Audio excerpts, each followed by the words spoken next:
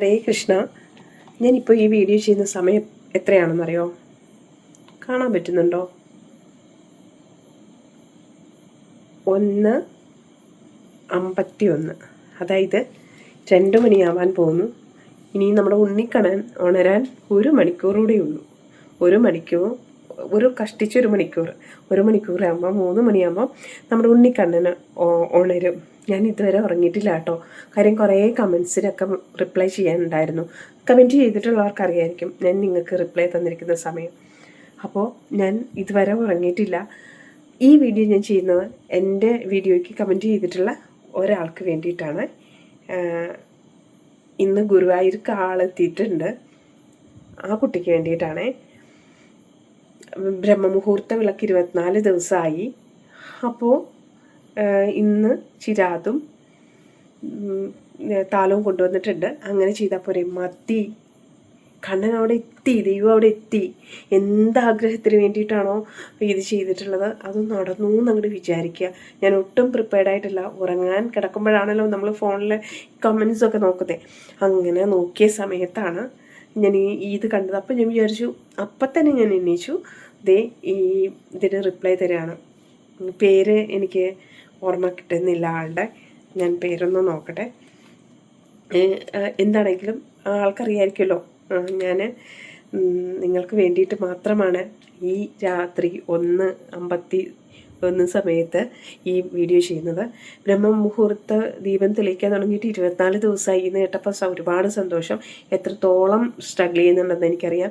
നമുക്ക് പല ആരോഗ്യ പ്രശ്നങ്ങൾ, കുടുംബ പ്രശ്നങ്ങൾ, പല കാര്യങ്ങൾക്കിടയിലും ഉണർന്ന് ആ 3-നും 5-നും ഇടയ്ക്കുള്ള സമയത്ത് ഒരു സ്ത്രീ എണീച്ച് കുളിച്ച് ആ ദീപം തെളിയിക്കാന്ന് വെച്ച് കഴിഞ്ഞാൽ സ്ത്രീകൾ വെറുതെ ഇരിക്കാനല്ലോ. പകല് പല പണികളും എല്ലാ പ്രാരാബ്ദങ്ങളും ഏറ്റവും കൂടുതലുള്ള സ്ത്രീകൾക്കാണ്.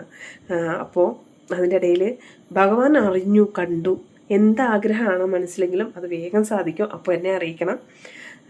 നാളെ ഭഗവാനെ കാണുമ്പോൾ ഒന്നും പറയണ്ട, നടക്കൽ നിന്നിങ്ങനെ കണ്ണ് നിറച്ച് കണ്ണടക്കില്ലേ. നമുക്ക് ഇത്തിരി സമയം കിട്ടുള്ളൂ. ആ സമയം കണ്ണ് തുറന്ന് ഭഗവാനെ കണ്ടോളൂ. നാളത്തെ ഉച്ചപൂജ അലങ്കാരം ഞാൻ പറയുമ്പോൾ എനിക്ക് ആ കമൻറ്റ് ചെയ്ത ആൾ കണ്ട ഭഗവാനെയാണ് ഞാൻ പറയാൻ പോകുന്നത്. അതിൻ്റെ സന്തോഷമുണ്ട്. കാരണം നിങ്ങൾ ഇതിനകത്ത് മെസ്സേജ് അയക്കുന്ന ആരെയും എനിക്കറിയില്ല. കാരണം എൻ്റെ ഫാമിലി ഒരിക്കലും ഇങ്ങനെ ഒരു ചാനൽ ഉണ്ടെന്ന് പോലും ഒരിക്കൽ പോലും എൻ്റെ ഒരു വാട്സപ്പിൽ പോലും ഞാൻ സ്റ്റാറ്റസ് ഇട്ടിട്ട് അങ്ങനെയൊന്നുമില്ല. എൻ്റെ ഗുരുവായൂരപ്പനുണ്ണി എന്ന് പറഞ്ഞൊരു ഗ്രൂപ്പുണ്ട്. ആ ഗ്രൂപ്പിൽ ഞാനിത് ഷെയർ ചെയ്തിട്ടുണ്ട്. അത് ഈ അടുത്ത സമയത്ത് ഒരു 2 ദിവസം മുമ്പ് മാത്രമാണ് ഞാൻ ഷെയർ ചെയ്തിട്ടുണ്ടായിരുന്നത്.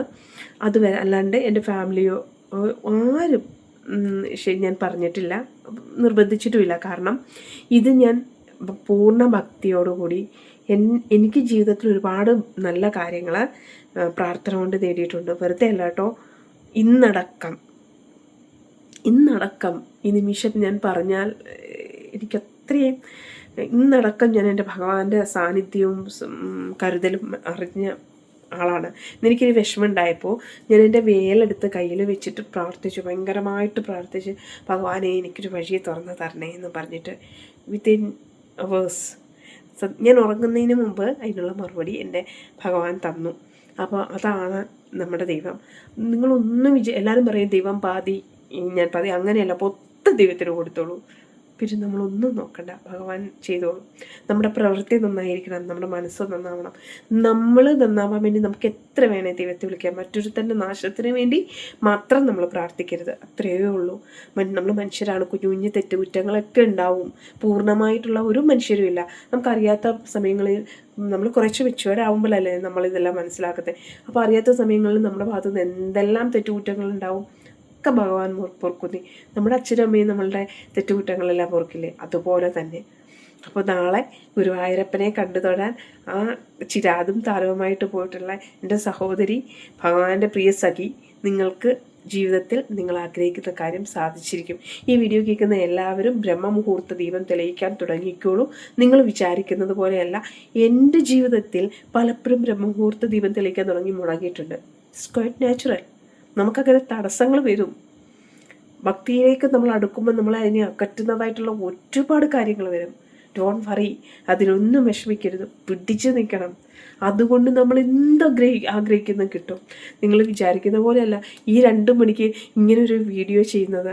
ഞാൻ എത്രത്തോളം എനിക്കതിൽ നിന്ന് ഞാൻ അത് അനുഭവിച്ചറിഞ്ഞ ആളായിട്ടാണ്. ഞാനൊരു എൻജിനീയറാണ്. സഹസ്ര ബിൽഡേഴ്സ് എന്ന സ്ഥാപനം നടത്തുന്ന ആളാണ്. എൻ്റെ പേര് ഐശ്വര്യ ലക്ഷ്മി നായർ എന്നാണ്.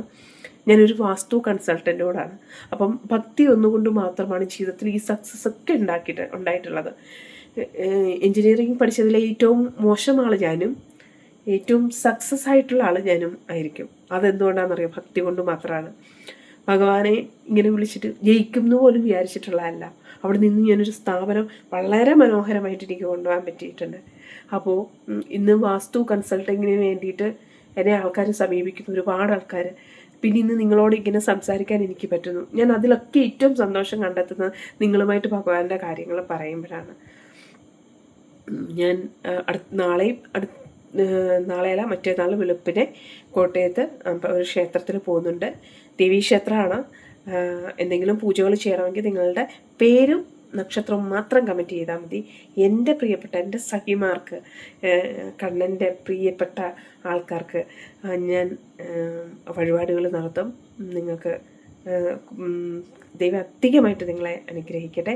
എല്ലാം നന്മയുണ്ടാവും. അപ്പോൾ നമ്മുടെ ഗുരുവായൂർ എത്തിയിരിക്കുന്ന ആ പ്രിയപ്പെട്ട സഖി ഭഗവാൻ നന്നായിട്ട് കാണാൻ പറ്റും. അവിടുന്ന് ഒരു ഉണ്ണിക്കടനെയൊക്കെ വാങ്ങിച്ച് വീട്ടിൽ കൊണ്ടുപോയിക്കൊള്ളൂ കേട്ടോ. അവിടുന്ന് നമുക്ക് കുറച്ച് മഞ്ചാടിയൊക്കെ വാരി ഇടണം. കാര്യം നമ്മളിടുന്നത് കടന് ഇഷ്ടമാണ്. തൊട്ടിപ്പുറത്ത് വീട്, അങ്ങനെ പല സാധനങ്ങൾ ഇരിപ്പുണ്ട്. നിങ്ങൾ ആഗ്രഹിക്കുന്ന, നിങ്ങൾ എന്തിനു വേണ്ടിയാണോ പ്രാർത്ഥിച്ചത്, ആരോഗ്യമാണെങ്കിലോ വീടാണെങ്കിലോ സമ്പത്താണെങ്കിലോ വാഹനമാണെങ്കിലോ എന്താണെങ്കിലും അവിടെ ഒരു രൂപമുണ്ട്. അതൊന്ന് തലക്കൊഴിഞ്ഞു വെച്ചോളൂ. ഭഗവാൻ എന്താ ചെയ്താൽ എന്ത് ചെയ്യാൻ പറ്റുമോ തന്നാൽ കഴിവത് അതൊരു തുളസി കതിർ കയ്യിൽ പിടിച്ചിട്ട് കൊണ്ടുപോയാലും ഭഗവാൻ 100,000 ഇഷ്ടത്തോടെ സ്വീകരിക്കും. പിന്നെ ഉദ്ദിഷ്ട കാര്യം സാധിച്ചു കഴിയുമ്പോൾ ഞാനൊരു ടിപ്പ് പറഞ്ഞുതരാം. ഭഗവാൻ ഒരു അഹസ് വഴിപാടങ്ങ് നടത്തിക്കോളൂ. ഉദ്ദേശിച്ച കാര്യം സാധിച്ചു കഴിയുമ്പോൾ ഭഗവാനോട് പറഞ്ഞോളൂ. അതായത് ഒരു ദിവസത്തെ ഫുള്ള് പൂജയാണ്. അപ്പോൾ നമുക്കത് ചെയ്യാൻ പറ്റുക വെച്ചാൽ മഹാഭാഗ്യമല്ലേ. അപ്പോൾ ആ വലിയ ആഗ്രഹം എന്താ വെച്ചാൽ നടക്കട്ടെ. എല്ലാവർക്കും ഭഗവാന്റെ അനുഗ്രഹം ഉണ്ടാകട്ടെ. ഓക്കെ, ഹരേ കൃഷ്ണ.